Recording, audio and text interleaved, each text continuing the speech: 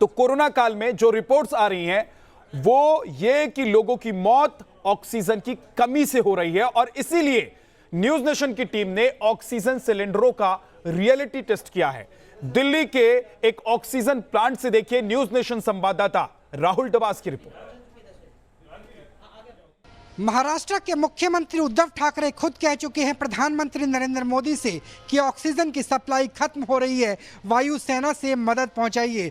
राजधानी दिल्ली अब कोरोना का कैपिटल बन गया है। 13,500 मामले 24 घंटे के अंदर आ गए हैं और यहां भी ऑक्सीजन की सप्लाई पूरी तरह से बाधित होती हुई नजर आ रही है। जिस वक्त हम इस रिपोर्ट पर काम कर रहे हैं सिर्फ 66 बेड बचे हैं, वेंटिलेटर बेड पूरी दिल्ली में, जो सुबह तक 100 से ज़्यादा थे और कल तक 250 थे। ये जो गैस सिलेंडर आप देख रहे हैं ये इंडस्ट्रियल सिलेंडर है और इंडस्ट्रियल सिलेंडरों की सप्लाई दिल्ली के 5 बड़े फिलिंग स्टेशन से की जाती है और इंडस्ट्रियल ऑक्सीजन पूरी तरीके से बंद कर दी गई है। और जो सफ़ेद कलर के आपको सिलेंडर नज़र आ रहे हैं ये मेडिकल ऑक्सीजन की सप्लाई है, क्योंकि इस वक्त जान बचाना सबसे ज़रूरी है। लिहाजा इंडस्ट्रियल यूनिट्स में ऑक्सीजन की सप्लाई बंद है और मेडिकल यूनिट्स में ऑक्सीजन की सप्लाई जारी है। लेकिन जो क्राइसिस है वो यहाँ भी नज़र आ रहा है, क्योंकि डिमांड और सप्लाई का गैप बहुत बड़ा है। हमारे साथ अशोक जी बात करने के लिए है, हम उनसे बात करेंगे कि किस तरीके की स्थिति है। सर, पहले सप्लाई कितनी आ पा रही थी, डिमांड कितनी थी, अब डिमांड कितनी? इस टाइम में डबल के करीब है डिमांड। तो पहले जैसे कि 400 मेडिकल आते थे, इस टाइम में 800 के करीब मेडिकल आ रहे हैं, मगर हम रिक्वायरमेंट पूरी कर नहीं पा रहे हैं। गैस जितनी मिलती है वो हमारे लिए सफिशेंट है। मैंने अपना इंडस्ट्रियल बंद कर दिया है। मेडिकल के लिए जो भी माल है अभी मेरे पास में 400-300। इंडस्ट्रियल से आपको क्या नुकसान हो रहा है? इंडस्ट्रियल आपने बंद कर दिया? इंडस्ट्रियल से नुकसान है ये, लेकिन जान बचाना ज़्यादा ज़रूरी है। लोग ज़रूरी है। जो भी आता रात को 12 बजे, दिन में 1 बजे, कभी भी जिस टाइम भी कुछ किसी का फ़ोन आता है हम उसको मेडिकल देते हैं। आपसे बात करना चाहेंगे, जो आपके पेशेंट होंगे, छोटे नर्सिंग होम होंगे, वहाँ की डिमांड ज़्यादा है, यहाँ पर क्या सप्लाई मिल पा रही है? आपको थोड़ा मास्क ऊपर कर लीजिए। अभी तक तो मिल पा रही थी, आज ही आए हैं तो मेरा पता लगा कि लिक्विड ख़त्म है। कह रहे हैं कि कल आएगा या रात को आएगा। अब हमारी छोटी सप्लाई होती है hospital, nursing home, CT x-ray जहाँ टेस्टिंग होती है, वो मना तो कर ही नहीं सकते, इमीडिएट देनी पड़ती है। उनकी डेली की रिक्वायरमेंट बढ़ गई है। जो पिछले हफ्ते में 4 सेंटर लेते थे अब डेली 3-4-5 मांग रहे हैं। तो होम आइसोलेशन में भी सिलेंडर की जरूरत होगी, वहाँ भी दे रहे होंगे? पेशेंट को भी रेंटल बेसिस पे दिया जाता है। अब एक पेशेंट को हमने सेट लगाया तो दोबारा रिक्वायरमेंट करेगा तो यहीं से ला के देनी, हमारे पास प्लांट तो है नहीं। रेंटल बेस पे कितने टाइम चल जाता है? जो छोटा सिलेंडर है वो कितना देर चल जाता है? चलाओ तो 8 घंटे चलता है, 8 आवर्स कंटिन्यूस। यानी अगर किसी व्यक्ति का ऑक्सीजन सैचुरेशन 90 से नीचे है तो एक ही रात ये काम करेगा, उसके बाद सप्लाई दोबारा फिर रिफिल करेगा। यहाँ तो रोक के देते हैं, 1 घंटे बाद भी कहीं देते हैं। डॉक्टर की एडवाइस होती है 2 घंटे दे दो, फिर रेस्ट करो, फिर 2 घंटे दे दो। वो तो नेचुरली किसी का हफ्ता चल जाता है, किसी का 2 दिन में जाता है, कोई सेम डे लेने आता है 2 बार में। तो ये ऐसी चीज़ है, इसके लिए कोई मतलब वो कर नहीं सकते हम। ये छोटा सिलेंडर है होम आइसोलेशन के लिए, क्योंकि आजकल रूम्स मिलना बेहद मुश्किल हो गया है। और उसके बाद अगर हम आपको दिखाना चाहें जो बड़े सिलेंडर्स हैं उससे भी आप देख सकते हैं कि ऑक्सीजन सिलेंडर्स को भर के देना पड़ रहा है। और जो बड़े सिलेंडर्स हैं ये बड़े नर्सिंग होम, हॉस्पिटल्स जहां प्लांट नहीं है उनकी सप्लाई के लिए है। यानी कुल मिलाकर के जो क्राइसिस है, ऑक्सीजन का क्राइसिस, वो मुंबई के बाद अब दिल्ली में दस्तक दे चुका है। और जब होम आइसोलेशन में ऑक्सीजन मुहैया कराने में इतनी बड़ी समस्या आ रही है तो वाकई एक बहुत बड़ा खतरा है, क्योंकि अगर ऑक्सीजन की कमी हुई तो मृत्यु दर बढ़ सकती है और महामारी में मृत्यु दर का बढ़ना बहुत बड़ी त्रासदी है। वीडियो जर्नलिस्ट जयराम के साथ राहुल डबास, न्यूज़ नेशन, दिल्ली। अब चलते हैं गुजरात और आपको दिखाते हैं अहमदाबाद में ऑक्सीजन सिलेंडर की कमी है या नहीं। देखिए न्यूज़ नेशन संवाददाता पूरब पटेल की रिपोर्ट। कोरोना के पेशेंट गुजरात में लगातार बढ़ रहे हैं और ख़ास तौर पर अहमदाबाद और सूरत जैसे शहरों में इसके कारण ऑक्सीजन की कमी आ गई है। ये कमी इसलिए आई है क्योंकि ज़्यादातर जो पेशेंट आ रहे हैं उनको ऑक्सीजन की रिक्वायरमेंट ज़्यादा रहती है। इस वक्त हम अहमदाबाद के एक ऑक्सीजन प्लांट में है। यहाँ पर आप देख सकते हैं कि राउंड द क्लॉक जो है वो मेडिकल ऑक्सीजन जो है वो रिफिलिंग किया जा रहा है ताकि दिक्कत ना आ जाए। हमने यहाँ के जो ओनर है उनसे बातचीत की। उनका साफ कहना था कि पिछले कई दिनों से मेडिकल ऑक्सीजन की कमी थी, लेकिन सरकार ने अभी ये आदेश दे दिए हैं कि अब 100% जो मेडिकल ऑक्सीजन है वो मेडिकल में ही जाएगा, यानी जो इलाज के लिए है वहीं जाएगा। और पिछले 1 हफ्ते से ऑक्सीजन में कमी थी, लेकिन फ़िलहाल जो अब सरकार का ये जो निर्णय है उसके बाद जो है इस ऑक्सीजन की कमी नहीं रह जाएगी। राउंड द क्लॉक 24 घंटे यहाँ पर काम चल रहा है। मैं आपको बता दूँ कि आज से करीब 1-1.5 महीने पहले मेडिकल ऑक्सीजन की जो बोतलें हैं, ये जो बड़ी बड़ी, वो करीब 100 से 150 रिफिलिंग होती थी पूरे अहमदाबाद में। लेकिन आज हालात ऐसे है कि 700 से लेकर 1000 तक की जो बोतल है वो रिफ़िल करते हैं यहाँ पर, और हर रोज़ 1000 जितनी जो मेडिकल ऑक्सीजन की जो ये बोतल है वो पूरे अहमदाबाद के अस्पतालों में दी जाती है। अहमदाबाद से हितल खत्री के साथ पूराव पटेल, न्यूज़ नेशन। मेरठ में ऑक्सीजन सिलेंडर की क्या हालत है, देखिए न्यूज़ नेशन संवाददाता अभिषेक शर्मा की रिपोर्ट। मैं मेरठ की परतापुर की अग्रवाल गैस एजेंसी में हूँ। ये बड़ी फैक्ट्री है जो ऑक्सीजन की सप्लाई करती है, न केवल मेरठ में बल्कि मेरठ के आसपास के क्षेत्रों में। ये पूरा ऑक्सीजन का प्लांट है और ऑनर जो है इस प्लांट के वो हमारे साथ हैं, हमें समझाएंगे कि ऑक्सीजन ये कहाँ से लाते हैं, यहाँ कैसे डंप करते हैं और आगे कैसे सप्लाई की जाती है। बहुत बड़ा प्लांट है ये। सर अपना नाम बताएं। सर विशाल अग्रवाल मेरा नाम है। विशाल जी, जरा विस्तार से हमारे दर्शकों के लिए, न्यूज़ नेशन के लिए आप समझाइए कि ऑक्सीजन एक ऐसी चीज़ है इस समय जो जीवन और मृत्यु के बीच एक दीवार बनकर खड़ी हुई है। जरा औषधि है ये। सर ये हम जो है रुड़की में एयर लिक्विड प्लांट है, हम वहाँ से लिक्विड लेकर के आते हैं। उनका बड़ा सहयोग है हमारे लिए कि वो हमारे को कभी भी मेडिकल ऑक्सीजन की कितनी भी आवश्यकता पड़ी, कभी उन्होंने परेशान हमें नहीं करा और रेगुलर वो हमारे को सप्लाई देते हैं। तो उनकी गाड़ी ला करके हम उसमें यहाँ पलटते हैं और फिर उसके बाद में पंप से हम इसको लिक्विड को वेपराइज़र में भेज देते हैं और वेपराइज होने के बाद में ये मैनीफोल्ड पर जाकर के सिलेंडरों में भर दी जाती है और हम इनको सिलेंडरों को। ये वाइट क्यों हो रही है? ठंड की वजह से? सर ये ठंड की वजह से जो लिक्विड है उसका टेम्परेचर होता है -196 डिग्री। -196 डिग्री। तो इस वजह से जब ये इसमें गुजरती है तो बाहर के एटमॉस्फेयर की हवा को जो कंज्यूम कर लेती है, इसलिए ये वाइट हो जाती है, ऊपर से आइस आ जाती है। अभी हमारे पास कितने लीटर माल है जो क्राइसिस है? क्या वेस्ट यूपी में या दिल्ली में कहाँ डिमांड? सर डिमांड अभी बहुत ज़्यादा नहीं बढ़ी है, लेकिन इंक्रीमेंट हुआ है। पहले जितना ज़्यादा था उसका अभी हमारे को लगभग लग रहा है कि 15 से 20% का इंक्रीमेंट तो आ गया है, लेकिन अभी जिस तरीके से कोरोना बढ़ रहा है लग रहा है कि और इंक्रीमेंट होगा। कितने हज़ार लीटर हमारे पास मौजूद है अभी? सर अभी हमारे पास में 10,000 लीटर हमारे पास में मौजूद है।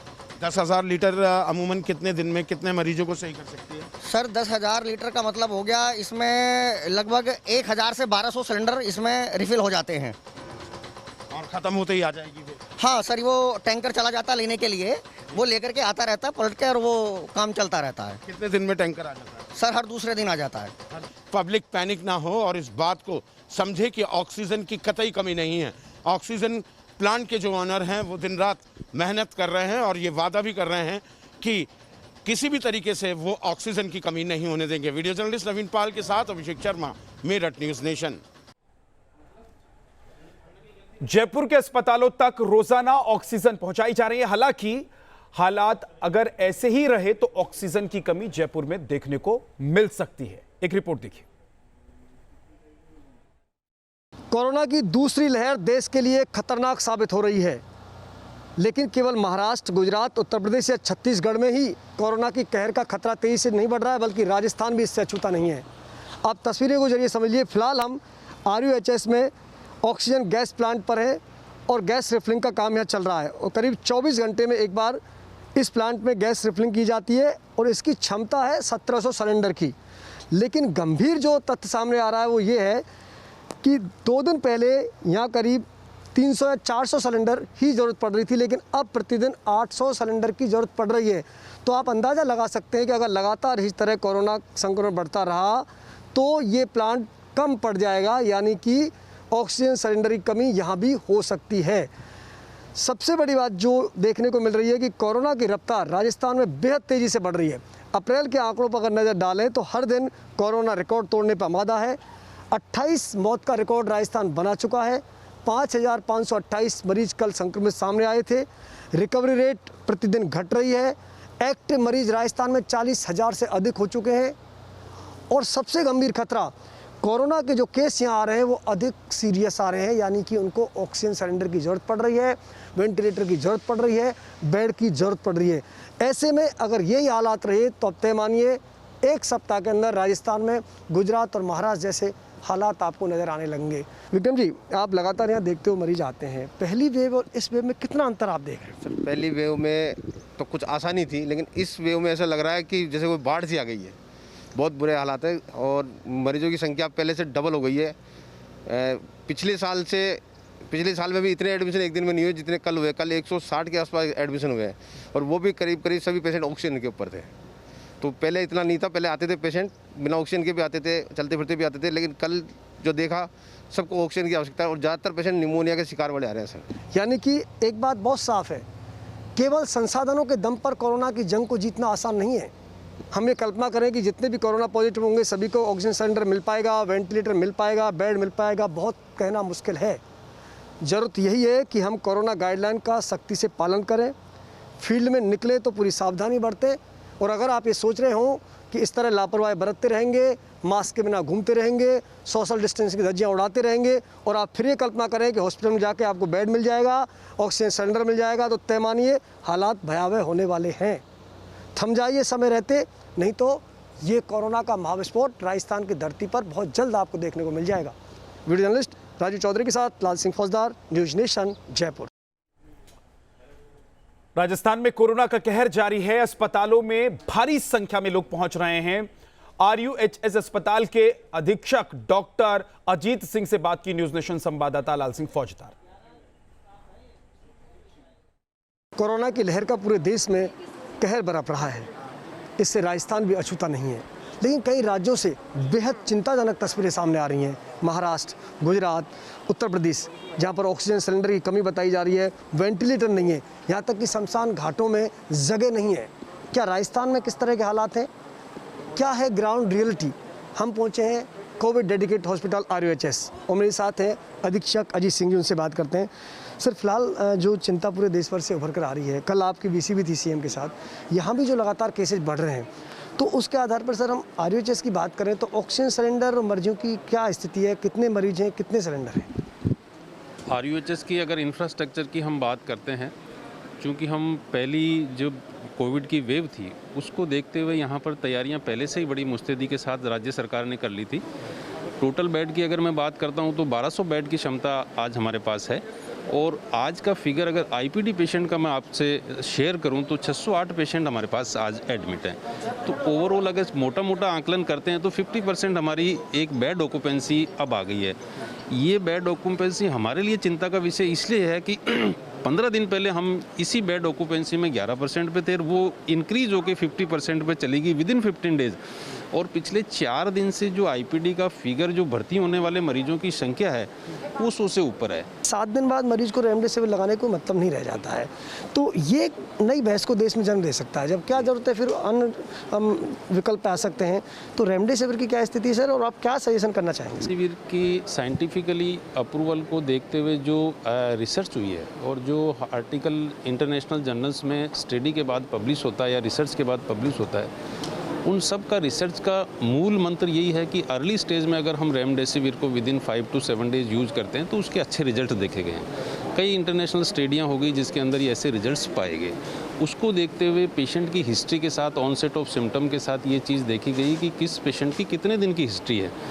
जल्दी पेशेंट आ जाते हैं, जल्दी उनके कोई अर्ली निमोनिया CT स्कैन में डायग्नोस हो जाता है और उनको इमीडिएटली हम रेमडेसिविर प्रोवाइड करा देते हैं, तो ऐसे पेशेंट की रिकवरी फास्ट होती है। तो उसको देखते हुए कई बार ये भी देखा गया है कि लेट स्टेज में, एडवांस स्टेज में स्कोरिंग ज़्यादा होता है HRCT में, लेकिन उनकी सिम्टोमेटोलॉजी नहीं होती है, तो ऐसे पेशेंट में रेमडेसिविर का इफेक्ट इतना अच्छा नहीं मिलता। तो उसको देखते हुए एक नई ट्रीटमेंट प्रोटोकॉल के तहत ये एक नई गाइडलाइन जारी हो रही है, जिसके अंदर अर्ली स्टेज में अगर निमोनिया की में रेमडेसिविर को यूज़ किया जाए तो उसके अच्छे रिजल्ट मिलेंगे। देखो, यह है राजस्थान की ग्राउंड रियलिटी रिपोर्ट जो हमने आपको RUHS से बताई है, जो डेडिकेट हॉस्पिटल है।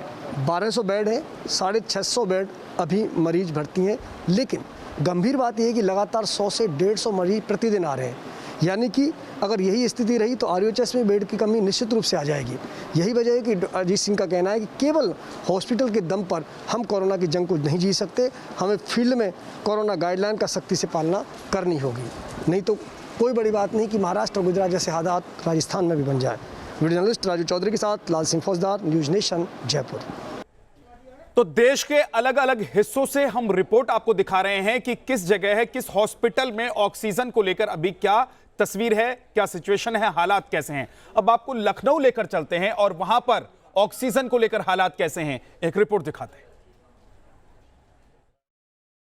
देश में तेजी से बढ़ रहे संक्रमण के बीच में कई शहरों, कई अस्पतालों में ये खबर आई कि ऑक्सीजन की कमी हो गई। लेकिन लखनऊ की स्थिति की अगर हम बात करें तो बिल्कुल इससे जुदा स्थिति है। लखनऊ की अगर हम बात करें, खास करके KGMU कैंपस की बात करें, तो जो कोविड डेडिकेटेड हॉस्पिटल बनाया गया है उसके लिए अलग से सेपरेट 2000 लीटर का जो लिक्विड ऑक्सीजन प्लांट है वो लगाया गया है। समय समय पर यहाँ पर ऑक्सीजन की सप्लाई आ रही, किसी तरह की कोई दिक्कत नहीं है। इसी प्लांट के बगल में ठीक जो कोविड डेडिकेटेड हॉस्पिटल है वो बनाया गया है।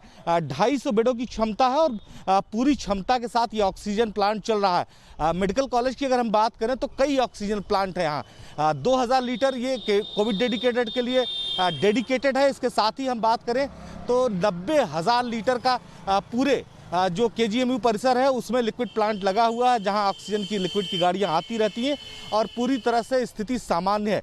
इसके साथ ही अगर हम KGMU में बात करें तो जो सिलेंडर है ऑक्सीजन, उनका मूवमेंट बहुत कम होता है। बस मरीजों को जब शिफ्ट करना होता है तभी उनकी ज़रूरत पड़ती है। उससे पहले किसी तरह के ऑक्सीजन सिलेंडर की ज़रूरत नहीं पड़ती। पूरे हॉस्पिटल की अगर हम बात करें तो ऑक्सीजन सप्लाई हर जगह पहले से निर्धारित है। तो ऐसे में सिलेंडर की जो कमी है वो KGMU में कतई नहीं, बल्कि जो KGMU का ऑक्सीजन प्लांट है वो पूरी तरह से KGMU को ऑक्सीजन सप्लाई कर रहे हैं। लखनऊ से सफल हसन के साथ निखिल शर्मा, न्यूज़ नेशन।